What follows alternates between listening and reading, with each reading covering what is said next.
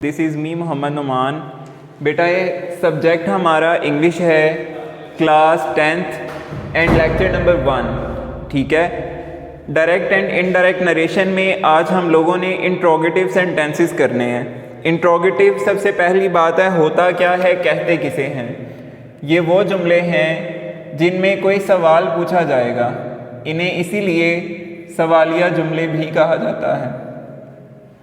ठीक है।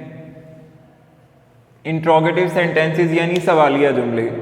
अच्छा, अब इनके कुछ स्पेसिफिक रूल्स हैं जिन रूल्स के मुताबिक डायरेक्ट एंड इनडायरेक्ट नरेशन हमने सॉल्व करनी होती है, यानी हमें जुमले को डायरेक्ट फॉर्म में दिया गया होता है, इन्वर्टेड कोमास की फॉर्म में शक्ल में लिखे गए होते हैं हमारे पास जुमले, उनको हमने जो है वो इनडायरेक्ट नरेशन में चेंज करना होता है। यहाँ पर मैं एग्जांपल्स लिखता हूँ इसकी साइड पर।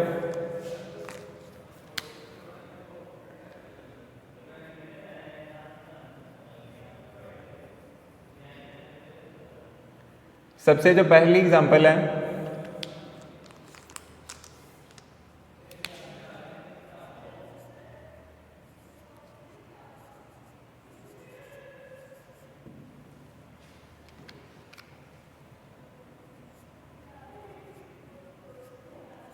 Did you go to school yesterday?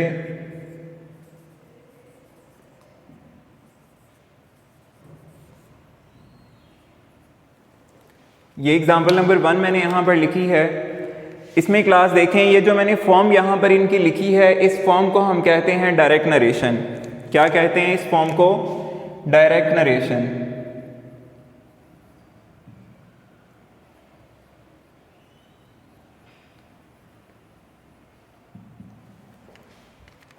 पता कैसे चलेगा डायरेक्ट नरेशन का? इन्वर्टेड कॉमास में जो जुमला लिखा गया होता है उसे डायरेक्ट नरेशन भी कहा जाता है। जब इस जुमले के इन्वर्टेड कॉमास को ख़त्म करने के बाद इसमें कुछ स्पेसिफिक टाइप की चेंजेस करने के बाद इसको सॉल्व करके नीचे लिखा जाएगा, तो उस नरेशन को कहेंगे इनडायरेक्ट नरेशन। अब इसको करने से पहले कुछ 2-3 बिल्कुल बेसिक्स बुनियादी चीज़ें हैं, वो मैं आपको बताता चलूँ। तो उसमें सबसे पहली चीज़ है, ये देखें, इन्वर्टेड कॉमा से पहले जो चीज़ लिखी गई होती है हमारे पास, इसे कहा जाता है रिपोर्टिंग स्पीच। इसे कहा जाता है रिपोर्टिंग स्पीच। और इन्वर्टेड कॉमास के अंदर जो लाइन लिखी गई होती है, ये इन्वर्टेड कॉमास से बाहर का हिस्सा है, इस हिस्से को कहते हैं रिपोर्टिंग स्पीच। और ये इन्वर्टेड कॉमास के अंदर जिसको ग्रीन से अंडरलाइन किया गया है, इसे कहा जाता है रिपोर्टेड स्पीच। क्या कहते हैं? Reported speech.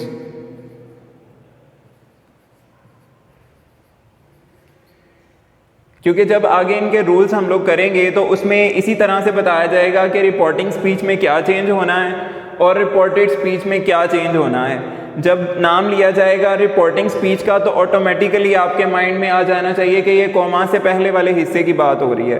और जब बात की जाएगी रिपोर्टेड स्पीच की, तो ऑटोमेटिकली हमारे माइंड में ये बात आ जानी चाहिए कि इन्वर्टेड कॉमास के अंदर वाले हिस्से की बात हो रही है। तो अभी मैंने बेसिक चीज़ें बता दी हैं। सबसे पहले नंबर पर रिपोर्टिंग स्पीच और रिपोर्टेड स्पीच क्या होती है, उसके बाद डायरेक्ट नरेशन किसे कहते हैं और इनडायरेक्ट क्या होता है। उसके बाद अब आते हैं अपनी इस टाइप की तरफ, इंट्रोगेटिव सेंटेंसेस की।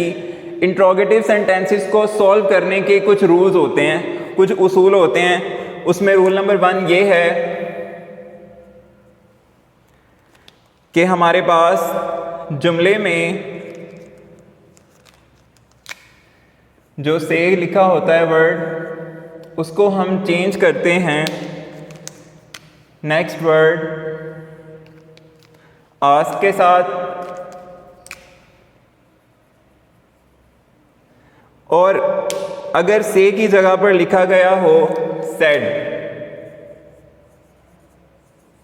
दो तरह से आ सकता है ना, यहां पर लिखा गया है सेड, यहां पर से भी हो सकता है SAY से। अगर तो से लिखा हुआ है तो उसे या तो आस्क बना देंगे या फिर उसको आस्क नहीं बनाना तो उसको चेंज कर देंगे हम इंक्वायर ऑफ में, इंक्वायर ऑफ। और नंबर 2 पर जो हमें सेट लिख कर दिया गया है, इस सेट को हमें चेंज करना होता है आस्क में, यानी सेकंड फॉर्म है तो सेकंड फॉर्म ही लगाएंगे आस्क, या फिर inquired of.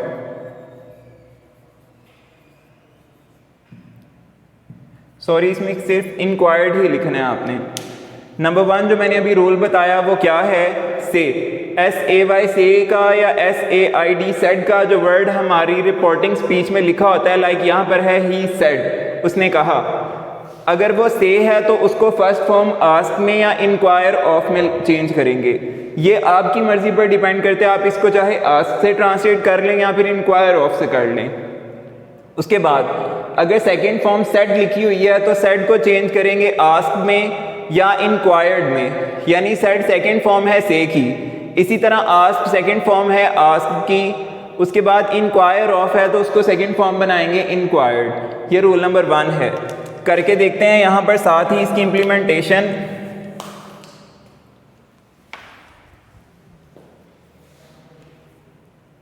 He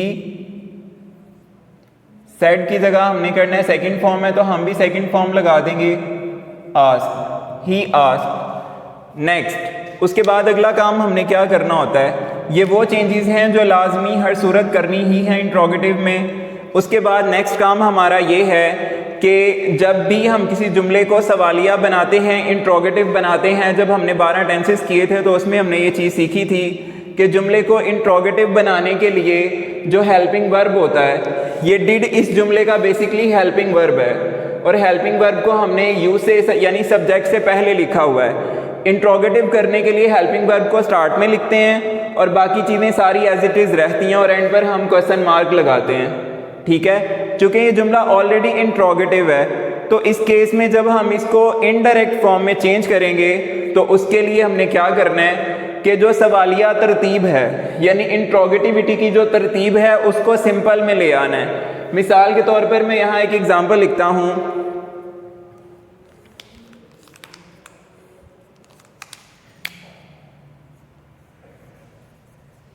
this is a book. इस जुमले की तरतीब सादा है, सिंपल है। हमने इसको अगर इंट्रोगेटिव बनाना है तो हम सिंपली इसमें सिर्फ एक चीज़ करेंगे, वो क्या कि इसका ये जो इज़ है इसको उठाकर हम शुरू में लिख देंगे तो ये बन जाएगा इज़ दिस अ बुक, और एंड पर क्वेश्चन मार्क, तो ये जुमला इंट्रोगेटिव हो गया है, सवालिया हो गया है। दिस इज आ बुक से इज स्टार्ट में लिख दिया तो ये बन गया इज दिस आ बुक, यानी इंट्रोगेटिव हो गया, इसके मीनिंग चेंज हो गए, क्या ये एक किताब है। इसी तरह से जब हम इस इंट्रोगेटिव को इनडायरेक्ट में चेंज करेंगे यानी डायरेक्ट नरेशन से इनडायरेक्ट में किसी इंट्रोगेटिव सेंटेंस को लेकर आएंगे तो उस वक्त हमारे पास ये शक्ल लिख कर दी गई होगी, हमारे पास जो है ये सवालिया शक्ल लिखी गई होगी और हमने इसको वापस इस फॉर्म में कन्वर्ट कर देना, यानी सिंपल तरतीब के साथ लिख देना है और कोई चेंजेस नहीं करने।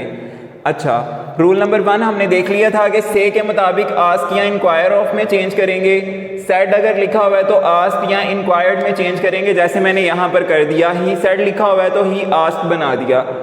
रूल नंबर 2 जो है वो क्या है कि हमने क्या करना है, इसमें हेल्पिंग वर्ब जो शुरू में लिखा हुआ है उसको वापस उसी की जगह पर प्लेस करके जुमले को, उसकी तरतीब को ठीक कर देना है। यानी इस रूल में मैं यहाँ पर लिख सकता हूँ असर्टिव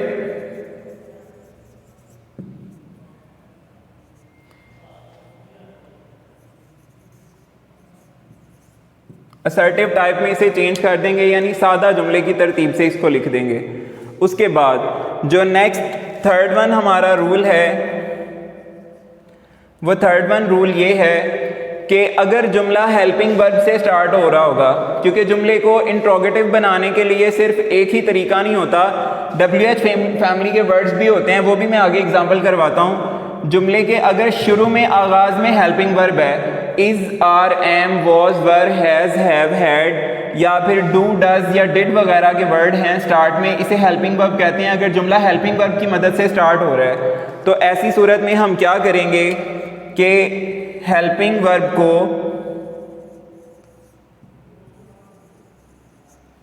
हेल्पिंग वर्ब की जब तरतीब चेंज कर दी, उसको जुमले के अंदर लिख दिया, तो उसकी जगह पर हम एक चेंज ज़रूर करेंगे, वो ये है कि बेटा जी इसकी जगह पर इफ़ या वेदर लगाना है। अब वेदर के वर्ड से एक सवाल ये पैदा होता है, वेदर तो मौसम को कहते हैं, तो जो मौसम वाला वेदर होता है ना उसके स्पेलिंग होते हैं WEATHER वेदर। इसका मतलब होता है मौसम। ये वाला वेदर नहीं लिख रहे हम, इस वेदर के स्पेलिंग गौर से देख लीजिए, WHEATHER वेदर।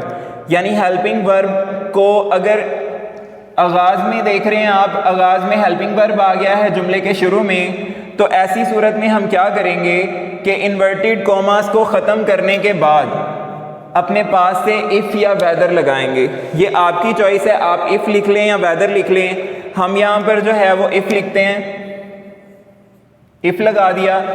अमूमन सादा जब कर रहे होते हैं डायरेक्ट इनडायरेक्ट, तो ऐसी सूरत में इन्वर्टेड कॉमास को ख़त्म करने के बाद हम डैट लगाते हैं। लेकिन चूंकि ये हेल्पिंग वर्ब से स्टार्ट हो रहा है तो डैट को ख़त्म करके डैट नहीं जो है वो इफ़ लगा दिया है। इफ़ नहीं तो वेदर, दोनों तरह से कर सकते हैं, ये आपकी चॉइस है। उसके बाद फोर्थ वन और लास्ट वन जो हमारा रूल है इंट्रोगेटिव सेंटेंसेस का, वो ये है कि अगर हमारा जुमला WH फैमिली के वर्ड्स यानी कि what, why, when, where, how, who, इस तरह के वर्ड से स्टार्ट हो रहा होगा। अगर हमारा जुमला what, why, when, where, who या हाउ से स्टार्ट हो रहा होगा, तो ऐसी सूरत में हम क्या करेंगे कि हमने अपने जुमले में सिर्फ जनरल चेंजेस करनी है, इन वर्ड्स को चेंज नहीं करना। ठीक है, सिर्फ जुमले में जो है वो जनरल चेंजेस होंगी, बाकी कोई चेंज नहीं होगा। यानी वेदर, इफ वगैरह जैसे कोई वर्ड्स ऐड नहीं करेंगे। सिंपली हम क्या करेंगे, सेड और आस्क को चेंज कर दिया, इफ वेदर नहीं लगाना, डैट नहीं लिखना, सिंपली जुमला जैसे लिखा हुआ एज इट इज उसको ऐसे ही कॉपी कर देना है। बस यही काम करना है। यही बेसिक 4 जनरल रूल्स हैं। मैं रूल्स को दोबारा से रिवाइज कर रहा हूँ, गौर से सुने, उसके बाद हम एग्जांपल्स की तरफ आते हैं। सबसे पहला रूल है, अगर जुमला जो है हमारा इंट्रोगेटिव है, सवालिया है, तो ऐसी सूरत में से या सेड को आस्क, इंक्वायर ऑफ, आस्क या इंक्वायर्ड में चेंज कर देंगे। नंबर 2, असर्टिव टाइप की जो तरतीब है उसे वापस मेंटेन कर लेंगे। वो कैसे? मिसाल के तौर पर ये जुमला सवालिया है, इज दिस आ बुक, ये इंट्रोगेटिव टाइप में लिखा हुआ है, इसकी टाइप को, इसकी तरतीब को सिंपल बना देंगे। ठीक है, हेल्पिंग वर्ब को सब्जेक्ट के बाद ले जाएंगे तो सिंपल पैटर्न, सिंपल तरतीब से लिख देंगे। ये रूल नंबर 2 है, यानी असर्टिव टाइप की तरतीब में इसे चेंज कर देंगे। रूल नंबर 3 बेटा ये है कि जो हमारे जुमले का हेल्पिंग वर्ब है, हेल्पिंग वर्ब ये जो स्टार्ट आगाज में आ रहा है जुमले के, अगर जुमला हेल्पिंग वर्ब से स्टार्ट हो रहा है, यानी रिपोर्टेड स्पीच अगर हेल्पिंग वर्ब से स्टार्ट होगी, तो ऐसी सूरत में इन्वर्टेड कॉमास को ख़त्म करके डैट नहीं लगाएंगे, बल्कि इफ़ या वेदर का लफ्ज़ लगाएंगे। इफ़ या वेदर को लिखना है वो आपकी चॉइस है, आप इफ़ लिख लें या वेदर लिख लें, दोनों तरह से एक्सेप्टेबल है।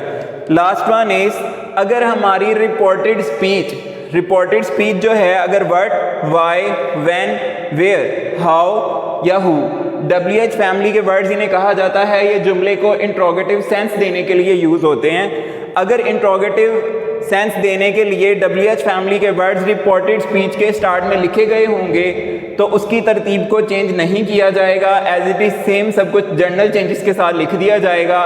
इफ़ या वेदर का लफ्ज़ भी नहीं लगाया जाएगा। ये 4 रूल्स थे जर्नल जो मैंने आपको बता दिए हैं। ये इन्हीं चारों को इन्हीं का इम्प्लीमेंट करके आपने जो है वो इंट्रोगेटिव सेंटेंसेस को चेंज कर दे रहना है। उसके बाद ये मैंने जो यहाँ पर एग्जांपल लिखी है इसको करके देख लेते हैं।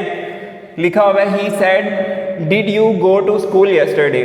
अच्छा, रूल नंबर 1 था कि हमने सेड को चेंज करना है आस्क में या इंक्वायर्ड में, तो मैंने सिंपली आस्क में ही चेंज कर लिया है। उसके बाद इन्वर्टेड कॉमास को ख़त्म करके डैट लगाया जाता है तमाम डायरेक्ट इनडायरेक्ट में, लेकिन इंट्रोगेटिव में ऐसा नहीं होता। इन्वर्टेड कॉमास को किया ख़त्म, हमारी रिपोर्टेड स्पीच हेल्पिंग वर्ब से स्टार्ट हो रही है। हेल्पिंग वर्ब अगर स्टार्ट में आ रहा हो तो ऐसी सूरत में हम क्या करते हैं, इफ़ या वेदर लगाते हैं जुमले के शुरू में। हमने लगा दिया इफ़, इसके बाद जो इसकी तरतीब है उसको असर्टिव की तरतीब बना देना, यानी सिंपल फॉर्म में लिख देना है। ये जो शुरू में हेल्पिंग वर्ब लिखा गया है इसको वापस इसकी जगह सब्जेक्ट के बाद लिख देंगे। तो देखते हैं करके,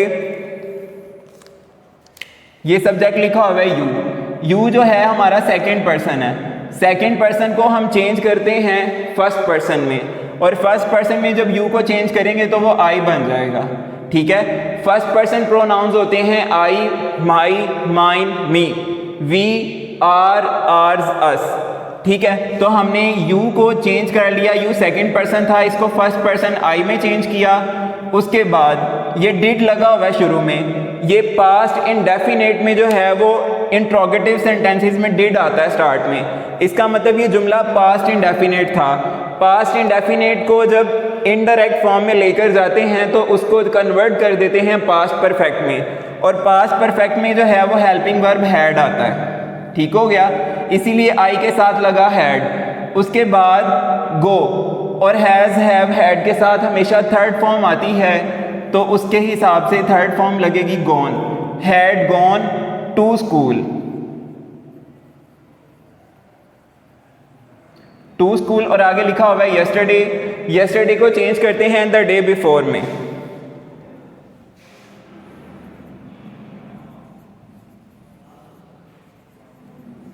द डे बिफोर, जुमला मुकम्मल हो गया। क्लियर है क्लास? जो मैंने यहाँ पर जनरल रूल सारे बताए हैं इंट्रोगेटिव के, उसके अकॉर्डिंगली इस एग्जाम्पल को मैंने कन्वर्ट कर दिया है। इसके बाद हम अपनी सेकंड एग्जाम्पल की तरफ चलते हैं। Second example is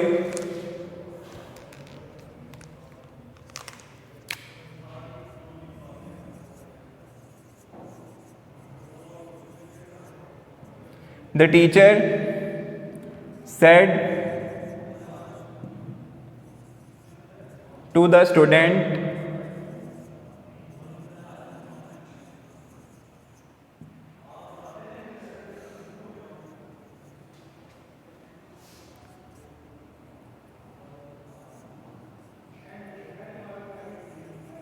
where were you going yesterday?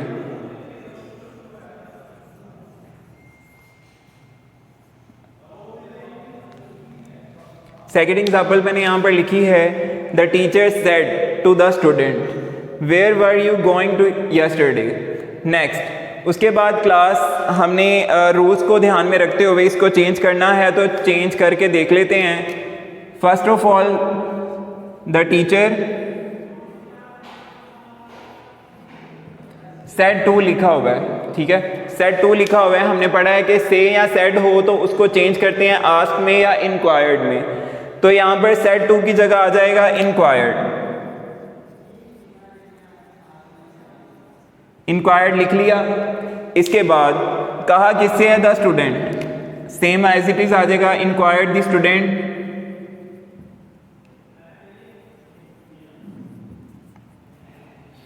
Commas को किया ख़त्म। अमूमन हम कॉमास को ख़त्म करने के बाद डैट लगाते हैं, लेकिन अगर जो है हमारा अगली रिपोर्टेड स्पीच जो है वो स्टार्ट हो रही हो WH के वर्ड से, WH के वर्ड से अगर वो स्टार्ट हो रही हो तो फिर डैट, इफ़ या वेदर जैसे कोई वर्ड्स इस्तेमाल नहीं होते। सिंपली उसी को एज इट इज़ हम कॉपी कर लेंगे। वो क्या है, वेयर। उसके बाद वर यू, इसकी तरतीब को भी तो चेंज करना है ना। इसकी तरतीब यानी इंट्रोगेटिव वाली लिखी हुई है, तो इसको असर्टिव यानी सादा जुमले की तरतीब में लिखना है। ठीक है, असर्टिव यानी सादा जुमले की तरतीब में लिखना है, तो हेल्पिंग वर्ब सब्जेक्ट के बाद लगेगा। ठीक है, सब्जेक्ट लिखा हुआ है यू, और यू है सेकंड पर्सन बेसिकली। ये डायरेक्ट इनडायरेक्ट के जो स्टार्टिंग वाले रूल्स हैं उसमें मैंने आपको बताया था कि सेकंड पर्सन को चेंज करते हैं फर्स्ट पर्सन में। फर्स्ट पर्सन में जब यू चेंज होगा तो वो बन जाएगा आई, लिख लिया आई। उसके बाद was were is are am को चेंज करते हैं वॉज वर में। उसके बाद जो है नेक्स्ट वॉज वर को हम चेंज करते हैं हैड बीन में। तो उसी के हिसाब से सब्जेक्ट के बाद हेल्पिंग वर्ब आएगा तो वो आएगा हैड बीन, क्योंकि वॉज वर्ब चेंज होता है हैड बीन में। नेक्स्ट उसके बाद गोइंग,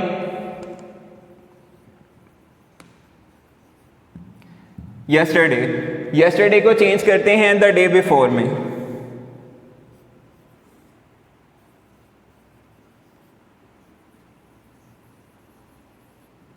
जुमला मुकम्मल हो गया।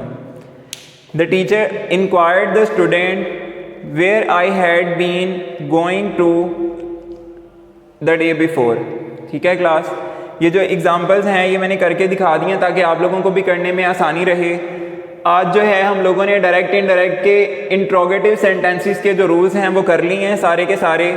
मैं रूल्स को दोबारा से रिवाइज कर देता हूँ। से और सेड को हम चेंज करते हैं आस्क, इंक्वायर्ड ऑफ या आस्क फिर इंक्वायर्ड में। उसके बाद असर्टिव टाइप में चेंज करते हैं उसकी तरतीब को, यानी जो इंट्रोगेटिव की तरतीब है उसको वापस सिंपल के मुताबिक चेंज कर देते हैं, सिंपल बना देते हैं। Next third one is helping verb. Helping verb जो है अगर हमारा जुमले की ये जो रिपोर्टेड स्पीच है ये हेल्पिंग वर्ब से स्टार्ट हो रही हो तो हम डैड की जगह पर इफ़ या वेदर का लफ्ज़ यूज़ करते हैं। Fourth one is what, why, when, where, how, who.